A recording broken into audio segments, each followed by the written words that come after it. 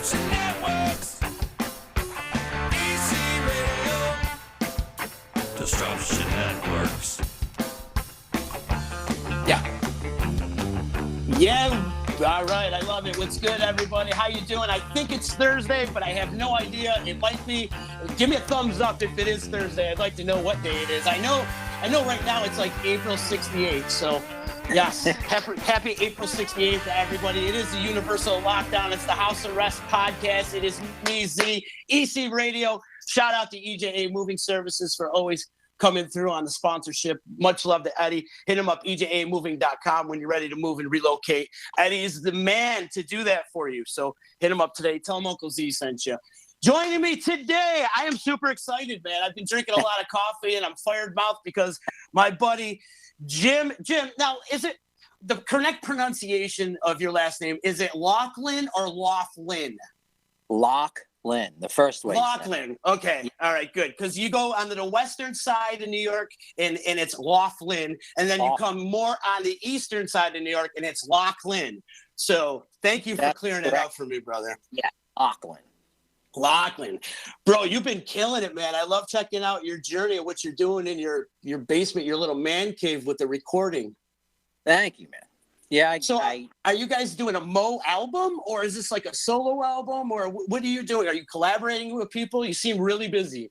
It's just stuff that I just started recording when I got home. I had nothing to do. I first started just practicing as normal, and then I have the gear to record that I just use to do scratch ideas and stuff like that. And I was like, I just started messing with loops and like actually trying to do real recording again. And it just kind of steamrolled, it kept going. The song sort of got better. I started getting a better hang of what I was doing. And then once I got it to a decent point, I just started posting the work in progress stuff on Instagram, and people liked it. So I kept going. I mean, people need something to do, and if I can help get them something to do, man, I'm all for it. You're just building layers, and it's super important to be going live on your social medias, and people are catching in what you're doing. Everybody's loving what you're doing, so keep up all the good work. The question I have for you: is there an instrument you don't fucking play? Yeah, the ones I don't own. If I own, play it. It's honestly, it's not it. If you know what it's just the mechanics of each different instrument. If you know music, you can apply that knowledge. And once I learned the mechanics and how to get a sound, like a decent sound out of something, then I can play it. And for this purpose is like, I'm not, doing any like superstar stuff, but I get the opportunity to layer multiple instruments, and it the more stuff you kind of stack well, if you do it well, it sounds good. I feel like you have all these new toys now too. Yeah, I got a couple, because that was the other part of it was, you start doing this stuff and then all of a sudden it's like, man, this could sound so much better if I had like this thing. So I upgraded a bunch of stuff and I actually, a lot of stuff that has been collecting dust for a couple of years, like I got to break out. Like I haven't played my djembe, the bata, the electronic sax, the iwi. Like this is stuff I haven't touched in forever. And I was like, oh, screw it, man. Like pull them off shelves and start setting everything up. I mean, the basement, my gear has kind of expanded in two directions now across it since I'm doing this stuff. Just to might as well have it out and I'll use it in a recording. So I keep it there. So, and as long as I don't start tripping over stuff or, Brenda comes, walks into something, as long as it's kind of out of the way, we're all good. Does that mean when you guys go back on the road, your pack just got bigger? And then that's the thing. I post the Zen drum on Instagram, and everyone's like, "Oh man, you got to bring that out on the road." And like, nah, you know, piccolo bass. Oh, you got to bring that back out on the. I'm like, oh, Kid Dakota will hate me, man. Like, he's a friend now, but if I start stacking this stuff up, those guys are gonna be like, "Dude, it takes us an extra hour and a half to load out because of your gear." Yeah. He's watching this right now, probably cringing while we have this conversation. No more gear. It's going to be a lot. Yeah. New arrangements, new gear, new toys, new pack. You're going to have to get a bigger truck. Bigger truck, bigger riser. I love it, man. No, what you're doing is great, though. And so, is this like a Mo album that you're going to be doing, or is it more like a solo thing? Or I know you've been doing some collaborations too with like the folks from Yoke, right? Yeah, it's funny. I start. It's all just stuff that I'm doing. Like It's just all you. Yeah, I had no. I'm not. Anything can happen with it. I'm just. You know what I mean? Gotcha. Like ideas, and I just got them out of my head and just had something to do, and so I did it. I had no goal in mind. So if they turn into Mo songs, that's awesome. And then as I was, I started posting stuff on Instagram, and LaMonaco hits me up, and it's like, hey, man, so I'm working on this album kind of thing. I have all these songs and we got nothing to do. You feel like recording some stuff for me? And so he sent me down a bunch of tracks. I've gotten one done that's pretty much completely done. That came out great. After, so I worked on that, sent it back to him, and then he Jeff. And I think that like a day before he sent it to Jeff, I get a text from Jeff Pettit, and he's like, it just says, "Hey, send me something." That was it. Like, just send me something to work on, whatever. I'm like, all right. And then another friends of ours that had a band up in Toronto, and now two of them, the guitar player and the drummer, they're doing a solo project called Death Cake. And like two and a half years ago, they asked me if they could send me stuff and I can put down mallet parts and percussion parts on it. And at the time, I was living in Massachusetts, and I was like, "Yeah, when you have it ready, send it." But when it was ready, I moved down to Georgia. Brendan and I got married. Like, all this stuff started happening, and I couldn't do it. And, about 5 days ago, Jay get messages like, "Hey, so we still haven't released that record, and we still have some songs that would be cool." I'm like, "Yeah, send it down, man." So the way everything works these days, digital recording and whatnot, you can send tracks and projects and send it back and forth to everybody, and sooner or later, hitting up like, "Hey man, put a guitar part on this. Hey man," like, and just start sending stuff out. Yeah, it's amazing. Absolutely amazing, the modern technology you could do, and just for us to hold this conversation right now and to do it's incredible. But so cool, man. Keep working, Jim. We've known each other for almost 20 years now. I don't really know your backstory. Like, what were you doing growing up besides playing like drums? Were you playing sports or any of that, or what were your hobbies growing up? I was I played tons of sports. That was the other big thing that I did. I played I played soccer up until I graduated high school. I wrestled up until I graduated high school. I played baseball as a kid, basketball. We played hockey in the street all the time. But that was like a huge part. That was my life the Yankees were my life until I found music. That from when Chambliss hit the home run on the pennant in 1976, and from then I was just a Yankees fan. Like, nothing was going to change. I mean, I didn't have much of a choice in my family, but I filled it for me. Got me to love baseball, and until I started playing music, that was all I did. Soccer was actually the biggest sport that I played, that I wanted to play as long as I could. And then I started playing the bass, and things sort of changed. So bass was your first instrument? Yeah. I started the bass in 7th grade, and we had this idea that we were going to start a band, and because I hung out with guys. I went to a Catholic school, so the people I hung out with, I didn't go to school with. You're one of those? Oh yeah, up till 10th grade. That explains a lot. In 10th grade, I got asked to leave, and so I stopped my Catholic school career at that point, or they stopped it for me. But my mom was a nurse. So the elementary 1st through 8th grade, my mom was the nurse at this school, so that's where I went.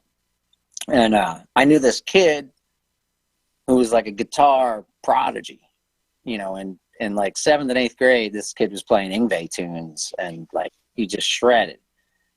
So I'm like, I know a guitar player. The other guy that I was talking with wanted to sing, and he's like, well, I know a drummer. So I'm like, all right, I'm the bass player then. I never touched an instrument or anything at this point.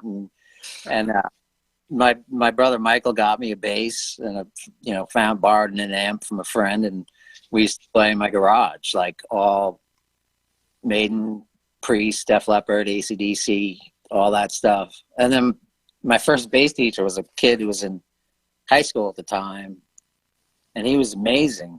And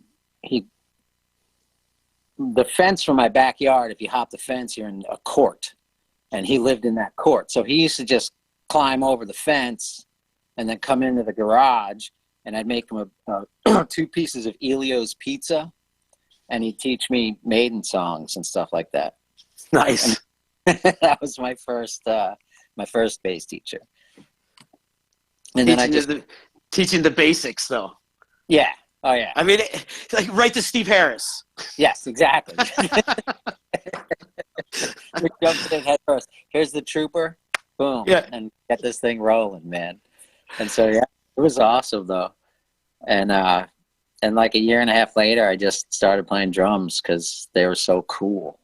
I was like, maybe I made a mistake, but then I played both of them until, I don't know. I still play both of them and just picked up other stuff, along the way. What was your inspiration on playing drums? Just making that switch? Tom Sawyer, really? Yeah.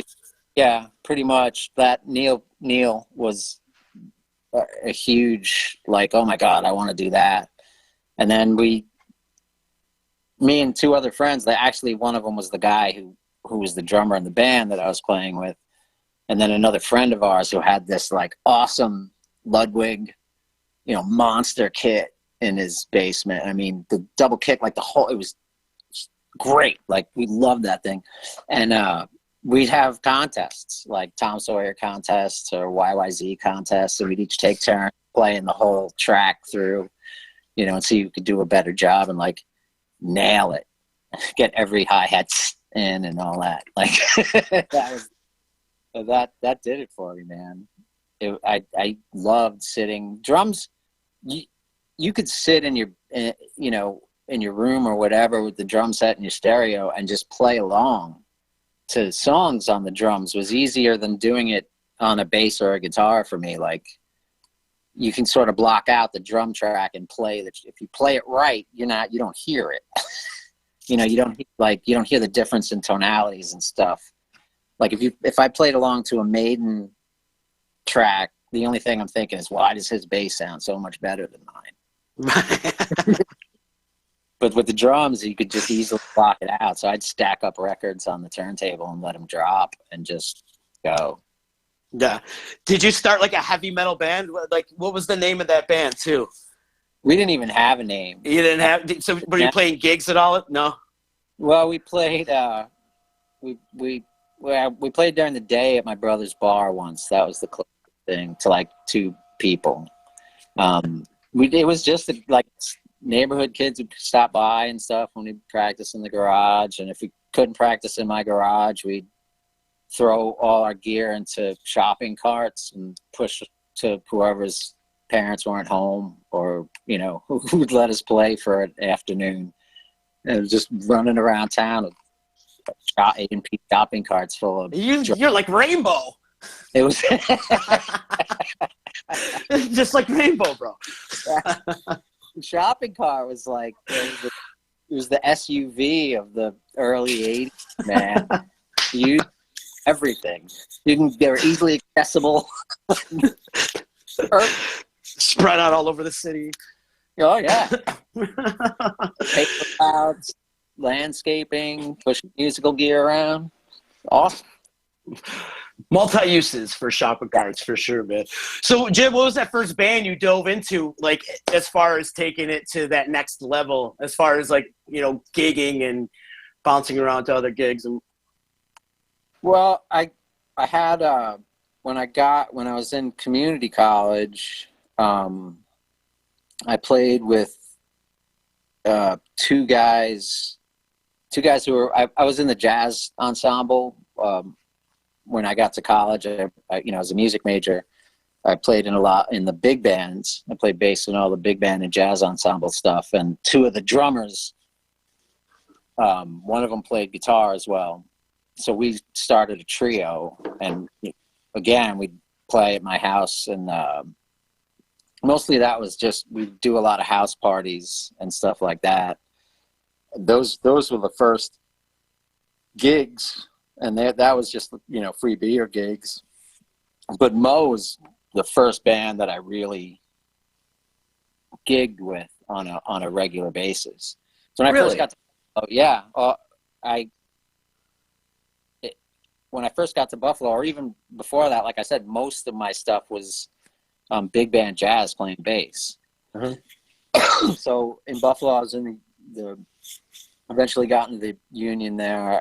I played bass in the University Jazz Ensemble. I played with the director of the big band. He had a side band. I played bass in that. The baritone saxophone player had a side band, and I did a couple gigs with him.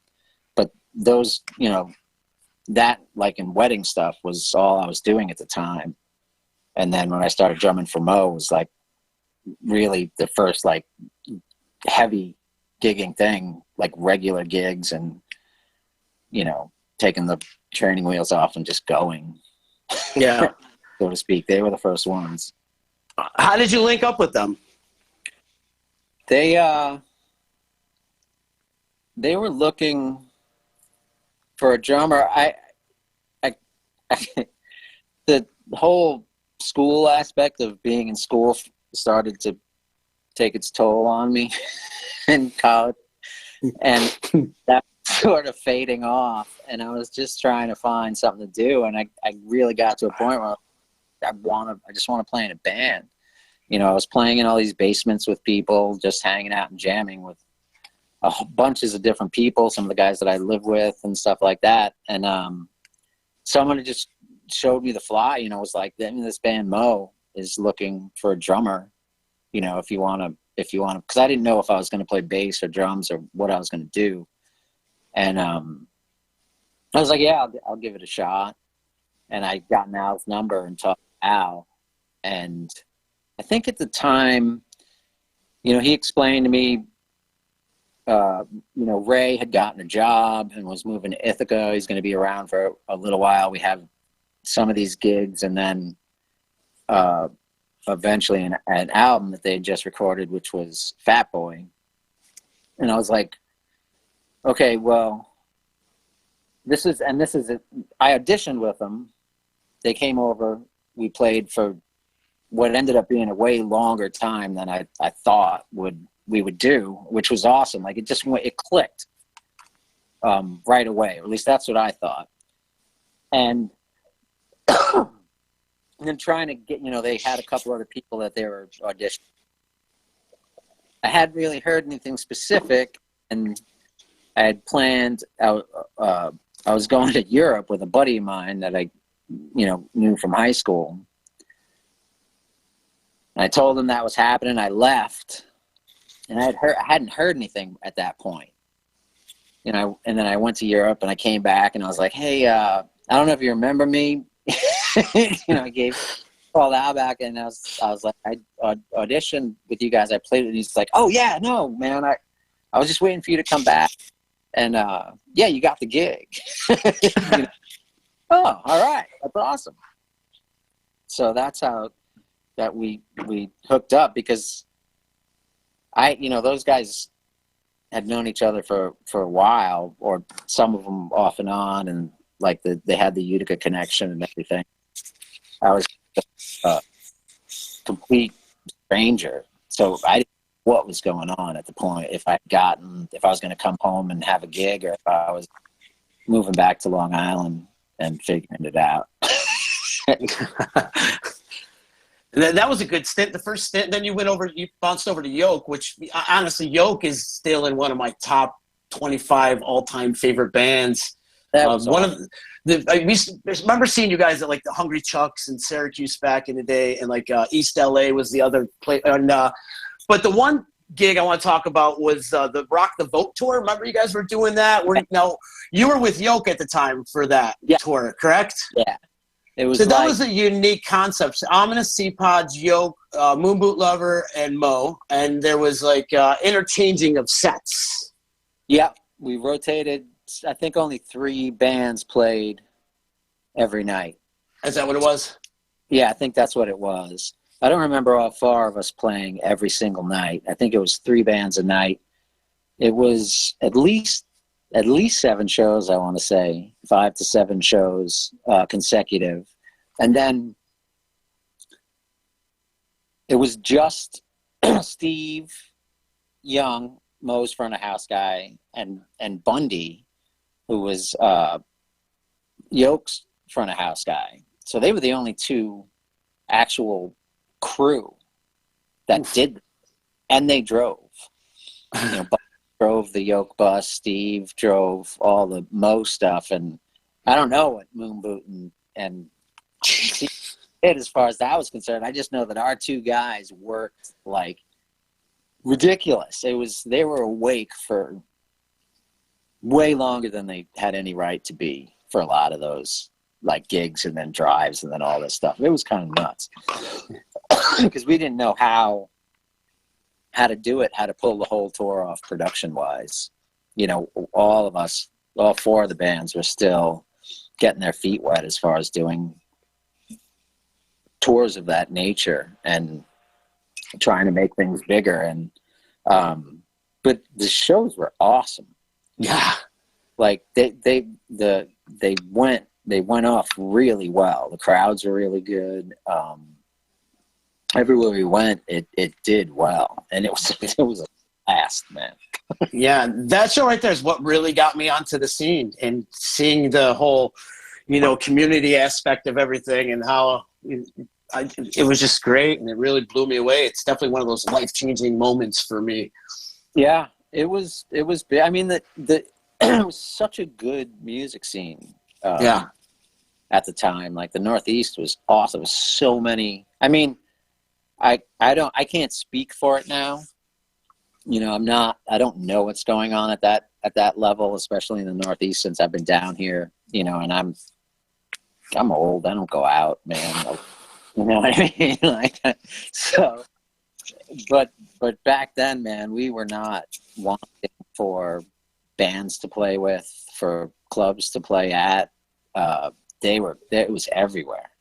It was. Tiny ass town had at least one good 200-person room that we all played, every one of those bands. And we all knew each other. Every one of those bands knew each other. There must have been 25, 30 bands, and we all knew each other. We all worked together at some point in time, did little runs of shows, 3 or 4 shows together, stuff like that, traded gigs, like all that. It was a great community. Yeah, Yeah. the brotherhood, and it still exists to this day for sure, especially in the jam band community. It's a lot like that in the metal community too. I always say that the difference between the metal community and the jam band community is the black T-shirts and the tie dyes is pretty, and the music, of course. But it's very community oriented and helping each other out. Yeah, it's.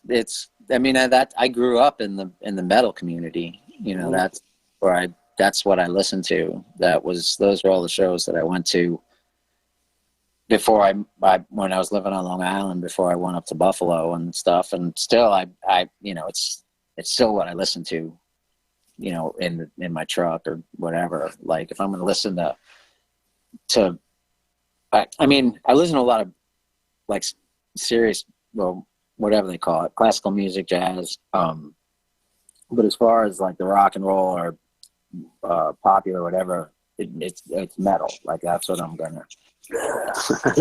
I want something heavy, man. Is there any new metal bands you're listening to these days? Or are you just sticking to the classics? You know, and they're not like super new, but the newest thing I think that I listen to is, and I've turned into like a diehard Coheed and Cambria fan. Yeah. Like I listen to them all the time now. I stumbled onto them maybe 5-6 years ago, like late, you know, and man, they're so good. Like I just started buying everything they would release, and you know, that's what, if I'm mowing my lawn or doing all that stuff, that's usually what I'm listening to these days is Coheed. Yeah, right on, brother. And they're from like the Elmira area. I swear, and I don't know if this is back, but before they were Coheed and Cambria, when they first started, they played with Yoke. Like we did a gig with them, but it was one of their other names, you know, their early beginnings. Because I'm almost 100% positive they're from that, like Elmira, Binghamton. That's where they first started playing. No idea. I had no clue. Yeah, they're definitely right on. So Jimmy, Yoke breaks up, and then you go back to Mo. Who approaches who in that situation? Are you like, "Hey, take me back," or is Al like, "Baby, come back"?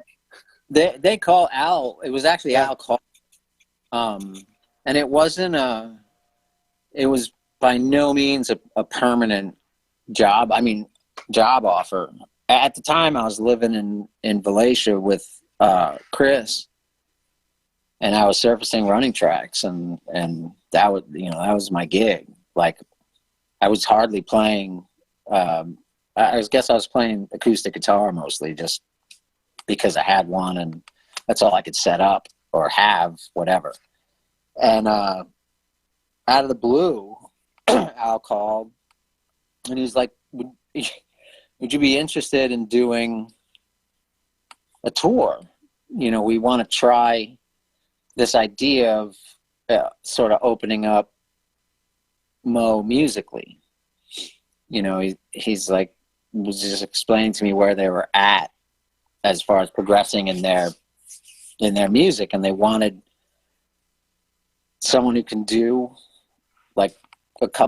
play a couple different instruments and have more options in their songwriting. And I was like, yeah, man, sure, that'd be great. You know, I'm kind of not doing anything, and I'm tired of surfacing running tracks. So yeah. And in the beginning, it's just a tour by tour basis. They were just hiring me for tours, and then I started doing rehearsals and stuff. And after like about a year, I was like, so I'm just putting this out there. It's safe to say I'm in the band now, right? Like when I go home, I'm going to expect to be coming on the next tour just without being called, right? I was like, yeah, you know, I'd be like permanently. But it just took a while because no one was really thinking about it. And it just sort of got to this case of an assumption. And I was like, I need to be positive about this. If, you know, I don't want to wonder every time I go home, like, do I have to line up something else, or am I getting work again in a couple weeks? Mm-hmm. Right on. And after 20 years, you're still probably questioning it too, huh? Yeah, you never know, man. You never know, right? Hasn't it been 20 years now, right? You've been with the boys plus? Came back. Yeah, it's been 21. I came back in 99, just after New Year's. They played New Year's in 99, took, I think, a couple weeks, maybe not even 2 full weeks off, and then they started rehearsal in Maine, and in Northampton, actually. Northampton, Massachusetts was the first place that I rehearsed with them at not the Iron Horse, but the other club there wasn't doing show. They had a second room they weren't doing shows in, so we got to set up and rehearse for a week there. And I had like I charted out everything off of moe.down, Tin Cans, and Car Tires, because I didn't know any of those songs. I was like, crap, I guess we're not doing just the stuff I know, huh? Like, I got to learn 2 albums worth of material. And then the rest of the stuff I just learned on the stage. A lot of it was like, that's right, this is but we do this song that's not been recorded, and we didn't. So it's just a song like this. You'll know it. You'll feel it. All right, let's go out and do it. And so that was 99, because that's the first. It wasn't the first summer camp, but it was the first. We did the summer sessions tour, and that was my first like tour bus. Holy crap, tour. Ah, gotcha. Were you coming out with marimbas and vibraphones back then too, or I can't remember? No, my brother John's telling is Pearl Street. That was where we rehearsed. I just got a text. That's my brother John. It's like that. Shout out to the Loughlin family anyways, by the way. They've always treated me with kindness, and Anita and your whole family's been awesome throughout the years. So much love to all your whole family. Thank you. They're good people. I absolutely. Yeah. When I first came out, it was just percussion. So just congas, volleys, bongos. I had an acoustic guitar. I had the hell else? That washboard. And then I just started like weird stuff just to try, and if it didn't work, it didn't work. Like I played didgeridoo for a while. I played melodeon for a while. Wait, Jim, hang on 1 second. All right. There you go, man. Yeah, I've been freaking the neighbors out at night. I stick it right out the window. I blow it 2-3 times, and that's it. And they're like, "What the frick was that?" All right, continue. I got excited. I heard didgeridoo. I got excited. Those things are cat. I was just grabbing anything that I could play, and Rob had a stand-up bass that I'd play in the beginning of Plane Crash for a while. All this different stuff just started to filter through, and it would get tossed if it didn't work out. And then the mallet cat, when I got the mallet cat and the piccolo bass were 2 big instruments where I started playing melody and working more of that aspect of it into just kind of background percussion-y stuff. Those 2 instruments are huge as far as development wise, with Moe's sound, and then the mallets just took off. Yeah, man. And you dug right in. I felt like you just dove right into those instruments and just became like a master Jedi of the mallet cats or the vibraphones or the marimbas, whatever one. You got them all. So yes. I just love them. I love playing. The vibraphone is just an awesome instrument. Like from the get-go, I was like, oh man, there's so much that can be done with this thing, and it just, to me, it fits perfectly with what we do. Oh, indeed. Cool. So what's the plan with Moe right now? You guys, is everybody writing individually? And I know we obviously know you are, but is everybody else doing the same? Pretty much. We're working on archiving and getting. We have so much material we haven't looked at in forever, like just recorded material, whether it's video or audio and stuff. And we're trying to get that stuff out, like so people can have something to do and listen to shows and stuff like that. So our manager's been going crazy just archiving so much material. It's ridiculous. And then the guys in the band are, at home and writing, practicing. Vin's got like 18 people at his house. Going out behind. Vin's house is the flop house right now. Yep.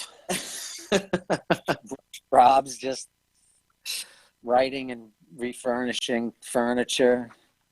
Al's down in South Carolina. Chuck's rebuilding pedals apparently in his house. Like, we're doing everything we can. So yeah, man. Just occupy our time and hopefully occupy some other people's time every now and again. Right on, brother. So we're live on Facebook right now, and there's a bunch of people checking in. So I want to check in with some of these comments. People have been commenting left and right. So I think if you are on Facebook right now, if you could do us a favor and click the share button and help spread the word of VC Radio and Disruption Network and Mo and Jim and follow Jim on Instagram too, because he's doing some really cool things, and you can find him on Instagram at Jim from Mo. So if you haven't been following him, go over there and follow him now and get tuned in to everything that he's doing, because you're out there killing it, brother. So Boonville wants to know if you want him to come over there and fix your ceiling. And he also wants to know how did it work out being a Yankee fan living in Mass? Did you live in Mass before? You've lived in Mass, right? Yeah. Before I moved down here, that's where I was. I was in Massachusetts for 15 years. Mm-hmm. Approximately 15 years. It's funny because we were in central Massachusetts, and it was me. That's where my brother John lived. My two nephews, my niece, all diehard Yankee fans. And in our town, it was fine. Like, everybody just kind of knew it and accepted it. Like, and there was a handful of other Yankee fans, like friends of ours. His mom was a Red Sox fan. His dad was a Yankees fan. So central Massachusetts, you get that kind of bit of weirdness. Yeah. Got anytime we played Boston, man, I would just get harassed, just constantly, all show. It didn't matter what we did. If there was a long enough pause between songs, the Yankees suck chant would just come out, all the time. It's like, God. So I have a picture of me in my Yankees jersey and Yankees hat leaning against the wall right across from the House of Blues right there. Langsdown Street. That was pretty awesome. Nagel wants to know, how hard do you want to kick Jose Altuve in the nuts right now? Oh my God! I want to Astros team up. Right? I mean, oh my God! That I can't. I still. It just kept getting worse. Mm-hmm. You're like stealing signs. Okay, teams steal signs and stuff, and then you're like, they've been doing it for 100 years. Yeah. And then then you're like, wait, the garbage can thing? Wait, what do you mean? And then the whistle at Yankee Stadium, because the crowd was too loud, so they changed to a whistle. And then I'm starting like, body? What? Mm-hmm. Like, insane. I can't it annoys me more than Barry Bonds. Like, right. And Bonds drives me crazy. But that ass team, like, God, that's just the worst. I don't understand how they can, like, walk around. Mm-hmm. And not just feel unbelievably shamed. Right. They should just be like, all right, yeah, I'm just going to retire. I'm going to take my money and go. You never have to hear from me again. Slap on a wrist. That's all they got, too. It's like they didn't really get any punishment or anything. Nope. Nothing. Nothing. Nope. And then we're in this pandemic and everybody forgot about it. Yeah. I'm sure they were like, yes. Yeah. No one's talking about us anymore. Nice. Mm-hmm. Like, they're gonna get beamed the second baseball starts. It's like they're gonna get plunked left and right. Every pitcher. Mm-hmm. every pitcher who was sitting there hearing that garbage can and being like, is that, and, wondering in the back of their mind if that was what was happening. All next year, guaranteed first 3 months, everybody on that lineup gets beamed at least 3 times. And the ump's not like a damn thing. Oh man, yeah, ridiculous. And they did take it way too far with the cheating, with it having devices underneath their armpits and stuff like that. It's like, come on. I mean, if you're going to introduce an element now into baseball where we have to actually consider patting down players, Right. just ruining the game. It's just like, come on. Like, that's insane. Insane. Rich is saying the last time he saw us two talk this much was on the back of the bus at Throwdown. Which, that was fun. Throwdown, man, I hope we could get back to that, man. I would love to. As soon as you guys can announce that, or if it does come back, I'm first to sign up because there is nothing like a Throwdown in Jamaica with you guys. Yeah, it's fun, man. It's a lot of fun. It's the ultimate vacation. Stacy's calling you Sherlock Homie. I don't have a pipe on me. No, Damn. no pipe with you. That's the nickname for. That's the funniest nickname I think I've ever had. Are you playing golf right now? Are you able to? I know Georgia's opened up. Or are you? Georgia's. That was one of the things that never closed in Georgia was golf courses. So Okay. I played this morning. Although Did it? it was horrible. Yeah, not a good day. Yeah, not a good day. Yeah. At least you got out there, pal. You were able to get out there, though. It was a great day. Yeah, that's the one thing that kept me from like throwing clubs and stuff. Was I golf with my father-in-law, and I'm just lucky that I can golf. Yeah, That's for sure, true. man. How you hitting them, though? What's your handicap right now? Do you know? 3.4.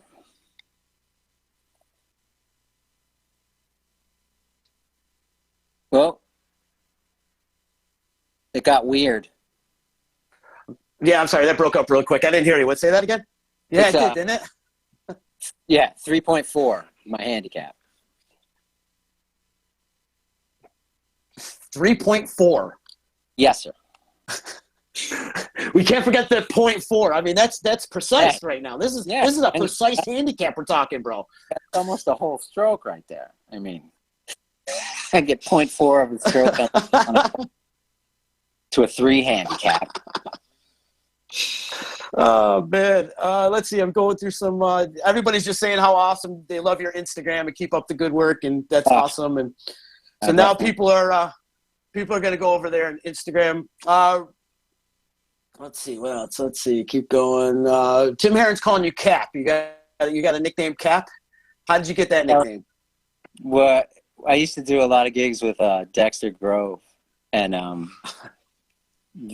Charlie and Steve, they're awesome. And Tim was another friend of ours. And he when I would play bass with them, usually Tim would come and play guitar. And we did a couple tours, just the 4 of us in that freaking van. And I can't remember if I had if he gave me the nickname first, or because I call him T-Bone. And it's not because his name's Tim. It's because we went to eat at Waffle House one morning, and then he orders a steak, T-bone steak with a side of eggs. I'm like, who does a T-bone steak at Waffle House, dude? Like, it's called Waffle, not T-bone Steakhouse. And I just started calling him T. They just started calling me, or short for Jimmy Cap, because they like, yeah, that's how they are. And that was with that whole thing. And luckily I wear a hat all the time, so it's not weird when they call me Cap. It's not short for Captain or anything cool like that either. Gotcha. Are you guilty of watching Yankee games on your iPhone during shows? Yeah, I've done that. Guilty. Yeah. Any game, yeah, I've watched all of them on my iPhone. I'll check scores and stuff like that if it's a big game. It depends on if I started watching it before the show. Then I can't. just step away like that. So yeah, unfortunately, I'm not reading music or anything cool like that. It's a Yankee game music. You're hooked. You're Right. that's a sign of addiction right there. Yes. Jeff is saying, with a 3.4 handicap, how come you've never won the moe.down golf tournament? The closest I could, honestly, in most of them, my handicap was probably around 18 at the time. Like the 3.4 is just the last probably 2.5, 3 years of work. So the last one we played in was that was the only one we played in where I was good. And I think on my own, I shot a 71. So, when you get two guys, also, I don't cheat. Like, are you kidding me? All right. I feel like there is a lot of cheating going on in the moe.down golf tournament. I mean, I can't point fingers, but it doesn't really matter. So I can't be mad if they do. I'll take that green jacket one day, though. Yeah, one day. I'm surprised you have it, though. How come you haven't found yourself a scratch golf to play with and just go rule shit? I played 1 year with Bill Emmons, our old monitor engineer, who's an awesome golfer, and he carried me. Yeah. That was actually, I think that was the closest we ever came. That I think we were like third maybe or fourth that year. I played 1 year with my nephew, who should have been a ringer, but we both played like crap that year. And then the rest of them, I just play with whoever's fun to play with, Spent a lot of time with Doug and Johnny. That's the other two some we play with a lot. And I don't know if you know Doug and John, but they can make it hard to see straight. I think they won you're talking your buddies. Haven't Doug and John won a few years, though? Aren't they champions a couple years? John's a really good golfer. And Doug is a lights out putter. So you put two guys like that in a scramble. You just got to take two of Doug's drives. The rest is all John. And then Doug sinks some 30-footers and, you're like 5 or 6 under. So, and then they haven't done well at all playing with me on a regular basis. It gets too relaxed. You just have fun. 1 year it was pouring rain. I don't remember who won that year, but I remember putting through literal rivers we didn't stop. As long as there wasn't lightning, we're going to play that tournament. We only have that time to get it in. So that was fun, if not completely drenched. I just don't, I crack under pressure, I guess. Well, maybe if you're watching the Yankee game while you're golfing, you would probably play better in the tournament. See, if that would be the bonus. Yeah, that would be the bonus. I always enjoy it because all the hotels up there get the Yes Network. So after the golf tournament, I get to watch the Yankees game and then go play an actual show. It was always quality. Jimmy, I got a question for you. What's the one thing you must have when you go on the road? What's besides food and the obvious necessity, but what's the one thing you don't leave the house without before you hit the road? I still bring my laptop out on the road with me. No one else brings laptops anymore. I'm the only one who actually lugs a computer around still, and my iPad and phone. Books, though, I can't. Books, yeah. I can't tour without. That's an absolute must. If I don't have books and coffee, I can't. I'll lose my mind. I would not know what to do for most of the day and before I go to sleep. I just sit in the back lounge staring out a window or something. I don't know what I would. I spend so much reading on the road, so Oh, definitely. Are you reading anything today? What are you reading right now? It's actually this guy at the beginning of the and it's pretty good. At the beginning of the quarantine, when the whole lockdown went under this, let me see if I can find his actual name. But he released a whole trilogy, like a sci-fi trilogy, for free on Amazon. You know, so if you have a Kindle or whatever, you can get all 3 books for nothing. And it's the new Aeneid cycle. I'm not good with Kindle. Like, I don't know where all the little things are. Oh, Michael G. Munz, M-U-N-Z. But I think it's still free on Amazon.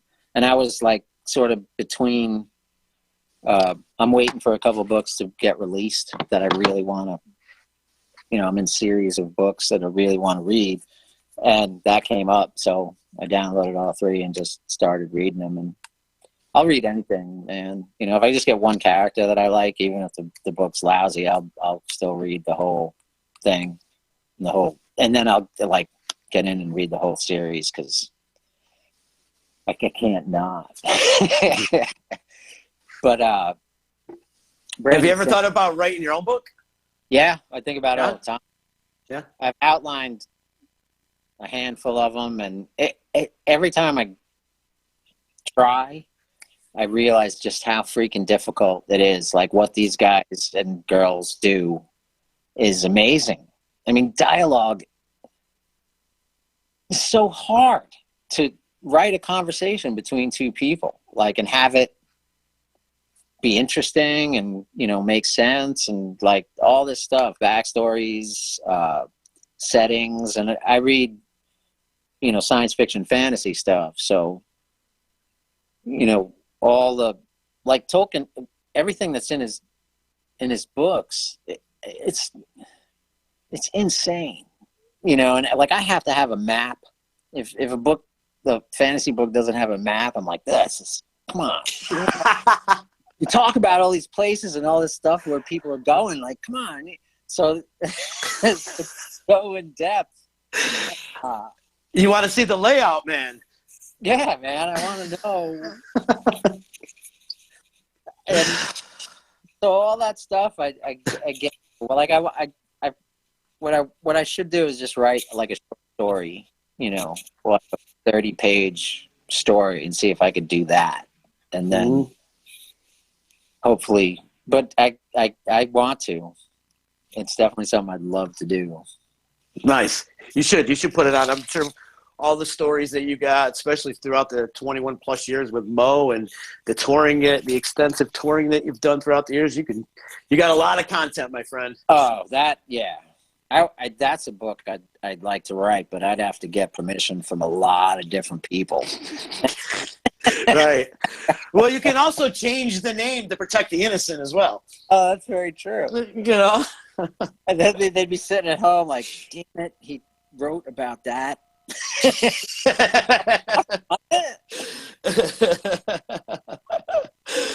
Oh, man, this has been great, Jimmy. Thank you so much for taking time out of your recording schedule and hanging out with me, man. It was such a great time to hang out and catch up with you. This is the one thing it's been helping my mental health with doing these podcasts. I've been able to catch up with a lot of old friends doing these things, and it's been super cool. And you were definitely one that has been high on my list for many years since I've been doing this podcast, and I'm glad we can finally be able to do this. Yeah, definitely, man. I'm psyched. I was excited when you asked.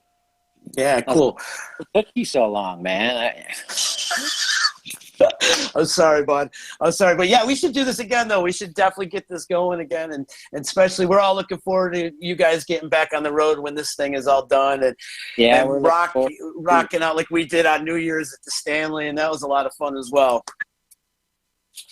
That's some fun that weekend. Best crew to work with are you guys, man. It's always a blast. Thank you, man. Yeah, we tell everybody as I wear the hoodie today, I mean, you guys are our home team. Hey, as outside of our crew that's on our bus, like you guys are the extension of our, I mean, you guys come to summer camp, like any gigs that we can get you guys to come and help us out with, is that we're like, yeah, bring them, come on, please. We need those. It's awesome, man. I never feel more comfortable than doing a show where, we have our end and then all the rest is you guys and Stacy and the crew and Chucky Love and Red, and it's just awesome. Yeah, man. Yeah.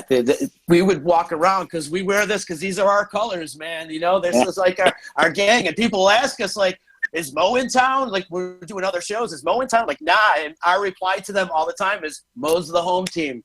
And it's true. Thank you, man. Always glad. Oh, okay.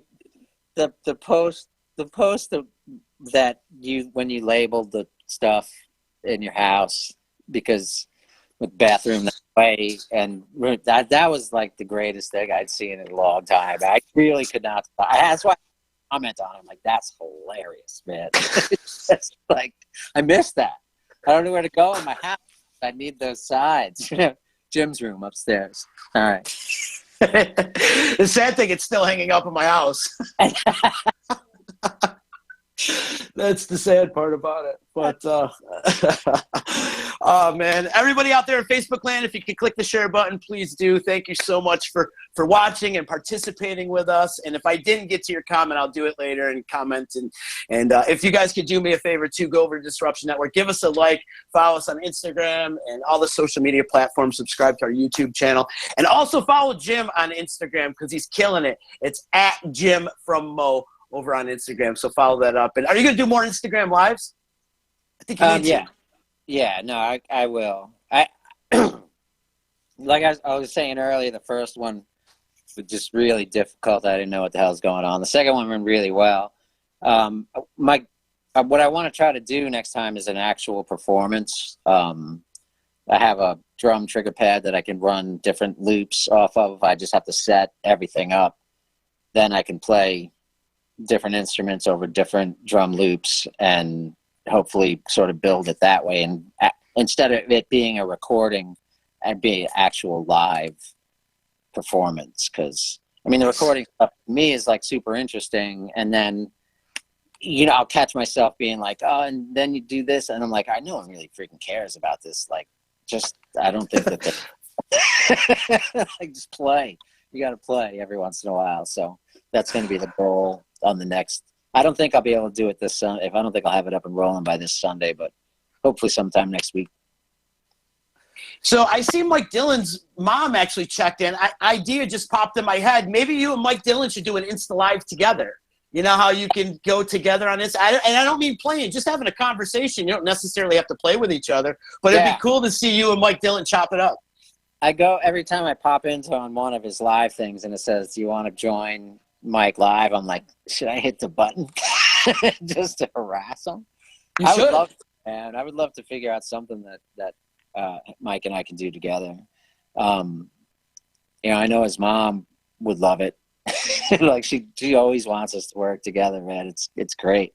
She's awesome.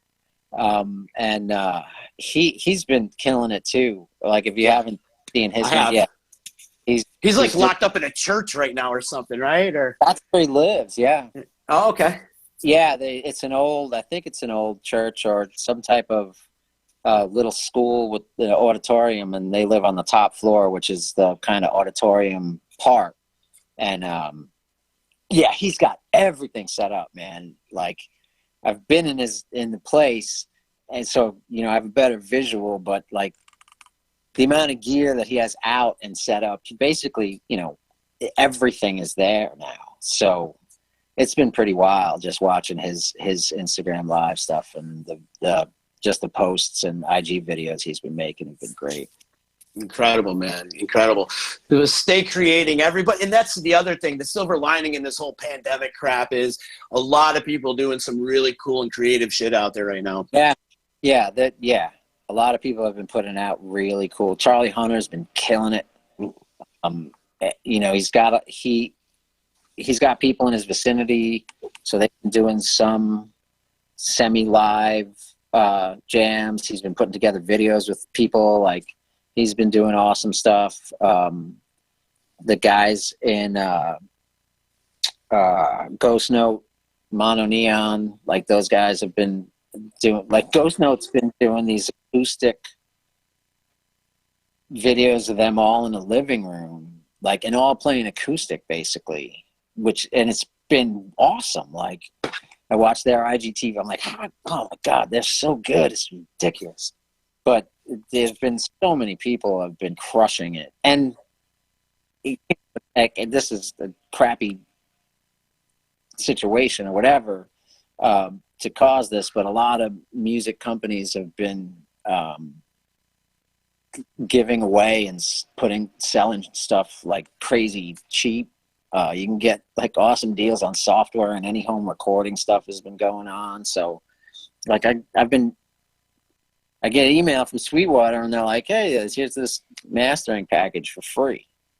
Huh. Like, what? That can't be right. And go over, and sure enough, Isotopes is offering these 4 mastering plugins for free. Just go and download them. Waves has all this free stuff. I'm like, oh my God, just start gobbling all this stuff up. So it's been, a lot of companies have been helping the artists do stuff is basically what it comes down to, which is really cool. Yeah, finally. Yeah, that's like, oh my God, I've been waiting for this forever. Thank you very much. Oh, man. Well, Jim, much love to you, man. And again, one more time, thank you so much for doing this with me. Let's do this again really soon. We should do this down the road. I feel like we didn't even scratch the surface. Yeah, man. You just holler. I'm here. Yeah, we only made it to 99, so there's a lot more.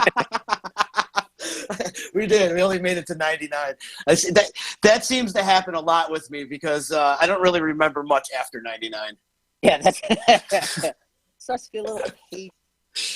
Yeah, my blackout years. But anyways, Jim, again, thanks again for doing this, and everybody out there at Facebook land, shout out to EJA Moving Services for always helping us out with sponsorship. They're awesome. If you're looking to move and relocate, hit up Eddie and his crew at ejamoving.com.